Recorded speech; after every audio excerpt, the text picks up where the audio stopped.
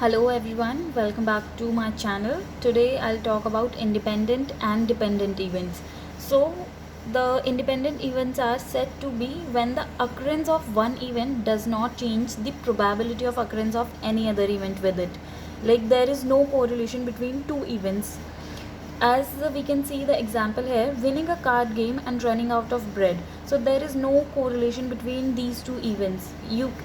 If you have win a card game, then it does not affect of running out of bread. Similar way, growing the perfect tomato and visiting your office for urgent work, that does not affect each other. They are not affected by each other. You can go for your office, you can go to your office for some urgent work any day or any time, but that does not mean that there will be something different between about the growth of the tomatoes. So they are totally independent of each other. Taking the third example, it is that taking a Uber ride and owning a dog.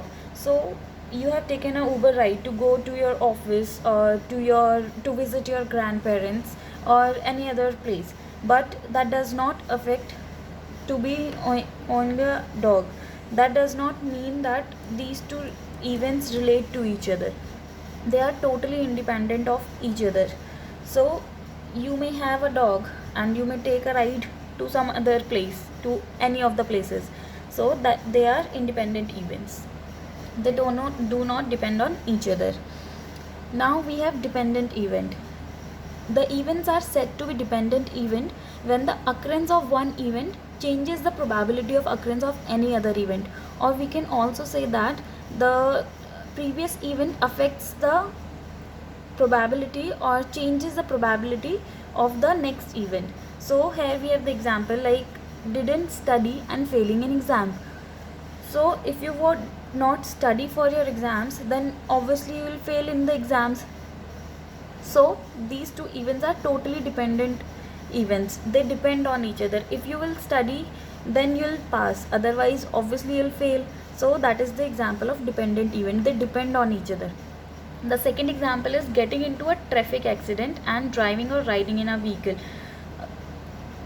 To explain this example, we can say that if you would have been at your home, so there would be no traffic accident. Like you are driving or riding in a vehicle, or you are roaming on the road, so that's why there's a traffic accident. You get in the traffic accident. Does So they are totally depending on each other, because you are in the you are driving or riding the vehicle. That's why you get into the traffic accident. Now the third example is not paying your bill on time and having your power cut off. So obviously if you want to pay your bill on time, then there will be power cut at your home or at your office or any of the places.